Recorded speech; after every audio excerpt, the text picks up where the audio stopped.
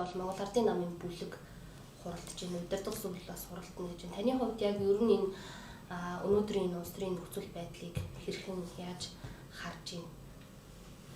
Яг нийтлэг эн чинь юм шүү дээ. Одоо за яг 3 чуулганд оролцсонгүй харцсан нь одоо бүлгээрээ 3 утга шийдвэрээ гаргаад өөрөөр хэлбэл 3 утга шийдвэрүүд бол бүлгийн гишүүд заавал дагаж мөрдөх ёстой гэсэн шийдвэрүүд юм л да. Анх нөгөө юм чинь бас нөгөө улсын хурлын замын бүлэг чинь анх нөгөө өөрсдийнхөө тоглох дүрмийг тохирч байгаа шүү дээ. Тэр тохирж байгаа дүрм дотор бол одоо 3 утга байх юм бол бүлгийн бүх гишүүд дагах ёстой. Тэр тийм шийдвэр гарсан. Тийм учраас одоо бүлгийн шийдвэрийг дагаад ард замын гишүүд бол чуулганы нэгдсэн хуралдаан болоод байнгын орны хуралд оролцохгүй байгаа. Зүгээр их өрөөндөө бол ажлыг хийгээл байжлаа. Өчигдөр гэдэг чинь нөгөө усны аж хэсэг байгаа байхгүй. Усны аж хэсгийн хуралдаан мөрөлдөнд аж хэсэг хуулийн тэр аж хэсгийн хуралдаан мөрөлдөнд бол суугаал байгаа. Бас иргэд сонгогчтойгоо уулзаал байгаа. Яг нөгөө бүлгийн шийдвэрээ гараад бол тэр хуралд орохгүй байгаа. Нөгөө талдаа энэ чинь 68 судалтай 3 удаа өмнөхөө 60-аас дээш судал авсан ирэх харж байгаа юм шүү дээ.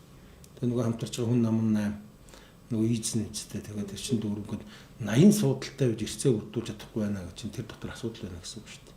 Өөрсдийнх нь бас эрс үрдүүлэх сонирхол байгаа мó гэдэг бодол байна. Яг зүгээр ажил намын энэ шийдвэр бол улс төрийнхөө хувьд ер нь хэтэрхий энэ чинь парламент гэдэг чинь одоо энэ удаагийн парламент бол 5 намын төлөөлөлттэй тий. Дээрээс нь парламент гэдэг чинь бол ойлголцлын мэтгэлцээний том салбар байхгүй юу? Нөгөө талд ингээд нэг намын дарга хүн ингээд парламентыг ийм мэтгэлцээний талбарыг ингээд удирдаад зарим үед одоо амны алдаа гаргадаг юм уу, ажлын туршлага гаргадаг юм уу? Одоо намынхаа юмыг яриад тах тэр чинь биднэрт бол таалагдахгүй шүү дээ. Энэ чинь бол үндсэндээ парламент чинь Монголын баг ард түмэл гэсэн үг шүү дээ. Бүх төрлийн төлөөллүүдийг тэрийг тэгш байдлыг хангаж явах хэрэгтэй. Бичсэн цагтаа бас нэг аймгийн иргэдийн хурал гэдэг адилхан дунд чатны байгууллага 8 жил удирдах гэсэн. Тэр агуулгаараа бол над үнэхээр юм бас намын дарга парламентыг ялангуяа юм олон намын системтэй парламент удирж таалагддаг. Нөгөө талдаа бас нэг зүйл бол бид нар чинь нэг хэсэг ер нь 3 сонгогч шиг юм болчтой юм шүү. Нөгөө дээрээ ард түмэнтэй дэрэгдээ хүчтэй сөрөгчөнтэйгээ мартцсан байна. Ардсан нь бол одоо өөрийнхөө хийж болох хамгийн дээдлийн л одоо арга хэмжээ. Одоо энэ дараагийн шат нөхцүүлэх шүү дээ. Тэ? Одоо хуралд орохгүй гэдэг бол тийм сайхан зүйл биш. Энэ улс орны одоо байнгын парламентын өдөр тутмын хуралдаж ажиллаа явж явах хэрэгтэй. Гол хууль шийдвэрүүд засгийн газраас орж байгаа юм тохирч байгаа. Гэхдээ одоо өөр яах юм? Нэгэн цэрэг хүчнээ сонсохгүй ч юм уу дүлий ингээд ард түмнээ тоодгүй ийм дүлий парламенттай ч ийм л арга гарсан шүү дээ. Нөгөө талаараа ардчилсан нам парламентод олох байхад улсын хурлын дарга нь ардчилсан намынхаа дарга нь байсан гэдэг зүйлийг бас зарим гишүүд байр суурийг илэрхийлээд байгаа шүү дээ. Тэгээ байсан. Энэ ч ерөөсөө ганцхан өчрөл даргын үуч байгаа юм биш. Хэрвээ харж ирсэн бол бас энэ хөл даргын үучсэн зөндөө алдаа гарч ирсэн шүү дээ. Хүмүүсийг үгээ хэлгүүц болоо их боломжууд нь хаадаг. Тэгээ намын дарга ер нь парламентын байх тийм зохимжтой биш. Дээрээс нь гишүүдээ нөгөө эргээд нөгөө намын дарга нь бас яачихдаг үг хэлхийг хаачдаг. Янз бүрийн элдв баягаар ингээд хаад. Ганцхан энэ холдын үед биш л дээ. Энэ чинь ийм тохиолдолд Миягомбын их бол дарагт байж л байсан урагшлах юм бол намрын хөөцсийг хурлын дарга болцоход бас гişүүдээ ингээл байгаад хааж хэлэх нь байгаад л нам улс төрийн өнгө гаргаад байдаг. Тэгвэл ингээ инх бол хоёр инх бол юм уу тийм Миэн инх бол зэ инх бол тэгээд тэн чинь гэж явсаар жоо одоо өчрөл дээр ирж штэ. Хамгийн гол зүйл нь бол яг хуу намын дарга энэ одоо сая бас нэг илдвэрчилсэн зүйл нэг хаврын чуулган нээхэд намын хурд болж байгаа юм шиг баг хурал дээр намынхаа хурал дээр тавьсан ихтгэлээс зарим тууцсан байсан. Тэр мөр бол болохгүй шүү дээ. Ер нь бол тэгээ их барьцсан улс төрийнх бол ажлыг сөрөгчнийхэд ажлыг хийж байгаа юм. Сонсохгүй л өөр ямар арга хэлбэрээр илэрхийлэх юм тийм ээ. Бид нар бол өөрсдөө 80 гишүүнтэй юм хангалттай шүү дээ. Хэрэгцээ бүрдүүлж чадахгүй нэг чинь учрал даргын зангаар дутж байна. Туршлага дутж байна. Дээрээс нь нам дотор хүлээн зөвшөөрөхгүй нэ гэсэн үг. Нөгөө талаасаа чуулган хуралдахгүй, эрс бүрдэхгүй яваад тахаар одоо энэ хаврын чуулганаар татварын багц зүйлээс асуудал чухал хуулийн төслүүд орж байна. Гэтэл энэ нөгөө хуулийн төслүүд хилцэх асуудал хойшлогч зүгээр нэг намын дотоод хагалгын асуудлаас болоод бас одоо эрс бүрдэхгүй ингэж байна гэдэг нь өөрөө ахаал нөгөө намрын чуулган шиг ямар ч одоо үр дүнгүй болчих юм шүү гэдэг ийм хатлагыг төрүүлж байна л да. Энэ дээр та юм ярьсан үү? Хэн үр дүнгүй болгож байгаа? Намрын чуулган яг үүндээ энэ эрх барьсан намын хагарал энэ хоёр чуулганыг дамнуулаад юм болж байна. Яг үндсэндээ энэ ирэх барьж байгаа нам надад намар юу боллоо? Бүр төсөө хэлж чадахгүй бол ардчсан нам л бүх байнгын хоороод ажил хэсгийн хурлыг эцэг бүрдүүлэх нэг юм хүчээр авч явж ирсэн. Одоо тийм байдал бас давтагдах нь шүү дээ. Төрийн ажлыг хэн гацааж? Өмнөдхөө олон болсон ирэх барьж нам ардын намхаа өөрсдөө гацааж шүү дээ. Өөрөө өөрсдийнхөө засгийн газрыг одоо 2 дахь 3 дахь хамгааж байна. Өөрөө өөрсдийнхөө юу асан засгийн газар одоо парламентын эцэг бүрдүүлэхгүй нь чи биднээс хамаарахгүй шүү дээ. Хэрвээ бүрдүүлэл бүсүүл бүрдүүлнэ. Хэн энийг гацааж байгаа гэдгийг бас ирэх шаардсан ойлгож байгаа. Өөр хог гишүүнийхээ хувьд болохоор намрын чуулган шиг битгий тийм гэдэг төрийн ажил бүх шатанд дагаатсан хамгийн юм явахгүй энэ хаврын чуулган битгий үр дүнгүй болоосоо эцсийн сэтгэлээс бол хүсэж байна. Одоо тэгтээ ардын намын бүлэг өнөөдөр хуралдсан. Тэгээ өдөр төсөө өвний хаад ардсан намын шаардлагыг хүлээж авах гэдэг нь ч одоо улс төрийн соёо шүү дээ. Нэг намын бүлэг нь одоо ийм шаардлага маш тодорхой шаардлагатай хэрвээ болохгүй л одоо улс их хурлын дарга огцрох хүртэл ах хэмжээ авна гэж огцрох гэдэг юм. Би бол тэгж бодохгүй н огцрох. Огцорсонд орхно өөрөөсөө тэр намын дарга нь эсвэл тэр цагаан байранда зүүн цагаан байранда намынхан байранд очсон. Эсвэл тэр намын дарга нь тэр ерөнхий сайдын ажлыг хийгээл явуулт. Улсын их хурлыг дарга хийж ингэж улсын их хурлын төрийг ажлыг гацааж явах гэдэг. Асуудал бол ерөөсөө ирэх хэрэгцээд л байгаа шүү дээ. Танаас бас нэг зүйл тодруулж одоо сүүлийн өдрүүдэд шатхууны үнийн асуудал гарч ирж байна. За дээрээс нь махны үн бас маш өндөр болчихлоо гэдэг асуудлууд гарч ирж байна. Таны хувьд яг эдгээр дээр ямар байр суурьтай байна? Зарим гүшүүдийн хувьд бол бас махны үнийг бол бүр чөлөөлөх хэрэгтэй гэдэг байр суурийг бас илэрхийлж байна. Та яг нь махны би сүүлийнх нь таны сүүлийн асуултаа чинь санал нэг үдээ.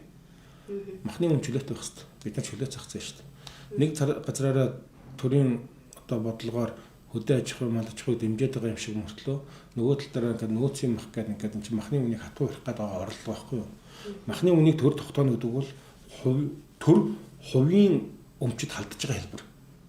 Чөлөө зах зээл дээр үнийг эрэлт хэрэгцээл тогтооно. Гэтэл төрөөс тогтооно гэдэг бол буруу. Нөгөө талдаа ямар асуудал үүсч байгаа вэ? Улаанбаатар хотын иргэдийн үнэхээр нэг хил мах өчигдөр би уугаар орсон л да. Би чинь ингээ харьцангуй тийм зах юугаар их явдаг. Их найдаар орсон.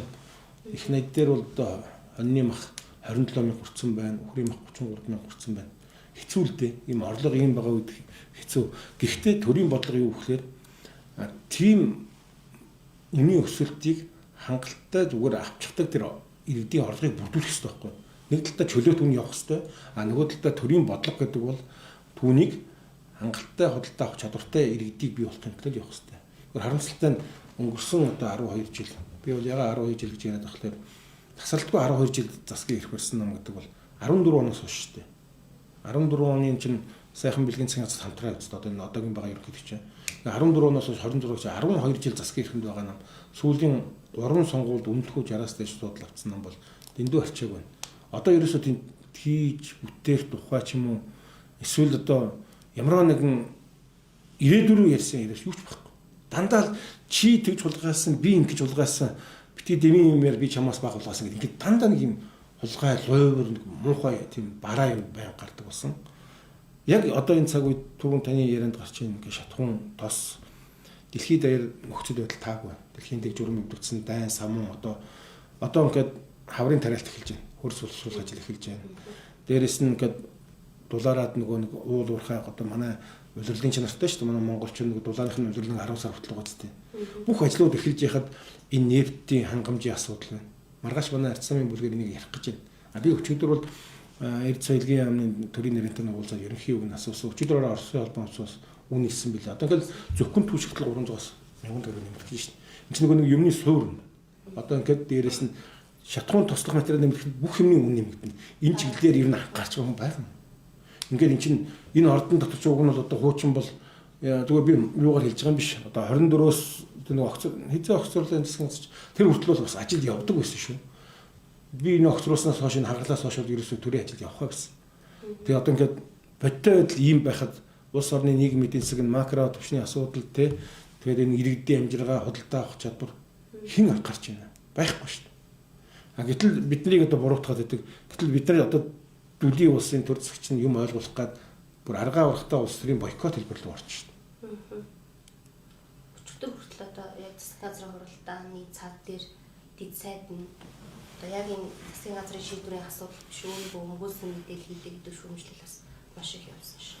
Тэр мөрийг бичсэнгүү өчигдөрч бид нар нөгөө усны нөөцийг зохистой ашиглах, энэ хууль эрх зүйн орчныг сайжруулахад их хурлын даргын 20 дугаар захирамжаар байгуулсан ажлын өдөржингөө хоролдоод бидэд бол тэнд л байсан л да. Тэгээд тэн дээр бас нэг туулгалын асуудал бас яригдсан. Яг товчхон мэдээлэл авсан. Энэ уг нь туулгалын хурдны зам гэдэг эн чинь ер нь болохгүй шүү дээ. Бас яг үүнд бол гурван гол асуудал байна. Нэгдүгээрт нь төсөв төртөг гэдэг юм байна. Энд чинь 2.3 их найд. 2.3 их найд гэдэг чинь 1 км замыг зүгээр яхав ерөнхий зүгээр томироход 130 тэрбум төгрөг шүү дээ. Яг мэдээж гүүрэн байгууллагын инженерийн байгууллага гэдэг тусдаа өртөх нь өөр л дөө. Энэ тухайг нь би наадмын үеэр улсын хурал дээр орж ирж байхад нь би ярьж илсэн. Энэ дэндүү төсөв төртөгтэй өндөр зам байна. Нимбатрыг дуудаад хэлэхэд одоо төсөв төртгийн бид нар байгаагүй чинь Бээжингийн ямар компани гэнэ. Таныг би орлогчтойгоо уулзуулаад тэр Бээжингээс хүмүүс нэвтэл бодлоо байхгүй болсон. Хоёр дахь асуудал байгаа. Туулгалын экосистемийн асуудал яг яаж өөрчлөгдөв. Энд чинь үндсэндээ 248 баг нь зоох юм билээ шүү дээ. 248 багнаас 15 баг нь яг голын татамд орох юм билээ. Тэгвэл шийдвэр одоо нөгөө байгууллагчдын зураг төсөв үнэлгээр нийсэн компанид уулзж байгаа юм да. Мэдээллийг бол бас ингээд бүх талаас нь авчиж сайн ярьж авахгүй. Экосистемийн асуудал нь Улаанбаатар хотын ундны усны хангамжийн асуудал нь. Улс төрчид яах юм нэг өдөр ингээд гой төсөл яриад тэгээд тодорхой хэмжээнд дараа алга болчихно. Яванда туулгалгүй болчихвол яах вэ? Улс төрчид бид нар бол нэг юуны асуудал чинь нүүдлийн шуушил хүмүүс шүү дээ. Гой төсөл ярьдаг одоо сэлбийг харал та. Сэлби энийг жоохон газар зочдохгүй дил болох. Одоо бүр дэлбэрсэн юм билээ шүү дээ. Одоо туулгараар оролдож яах гэдэг. Энэ байгууллагчны асуудал. Гурав дахь асуудал нь түгжирлийн асуудал. Тэгэхээр энэ туулгалын хурдны зам дээр маш болгоомжтой хандах юм. Тэр төсвийн тэр дэндүү өндөр өртөг байна. Туулгалын экологийн систем байна. Гуравт нь тэр түгжирлийн 34%-аар буун өөдийн матрикс юу ч гэнэ гой юм яриалгаа. Эдгээр бол зөндөө л гоё юм ярьдаг. Үр дүн ажлын гүйцэтгэл үнэхээр сэтгэл хүрдэг учраас сүүлдээ бүр ингээд хаширцсан болгоомжилдог болчихлоо шүү дээ. Уг нь төсвийн байнгын хороо холбогдох газруудаар бид их дэмждэг юм. Бас Улаанбаатар хэн түгжирлийг одоо сааруулахыг одоо эсрэг байхад тийм биз дээ. Улаанбаатар хотын түгжирл буураасаа бас ингээл дэмждэг. Харамсалтай бидний дэмжигдсэн энэ бодлого энэ мөнгнүүд бол тэгээ бидний гараас гарахлаар л очиад хяналтгүй зарцуулагдал. Одоо нийгмийн шилжээнд явж байгаа тэр шалгарсан компани баг ажилтнгүй нэг хачин байгаа юм биш үү тийм. Зүгээр л хятадд байгуулагдсан болохоос энэ цаана хэн ч байгаа хачи юм яригадах юм шүү дээ. Энэ бүгдийг няхлах хэрэгтэй. Зөндөл асуудал шүү дээ. Яг нэг үгээр одоо ингээд тэгээ төрийн ажил нь явж байгаа юм байхгүй.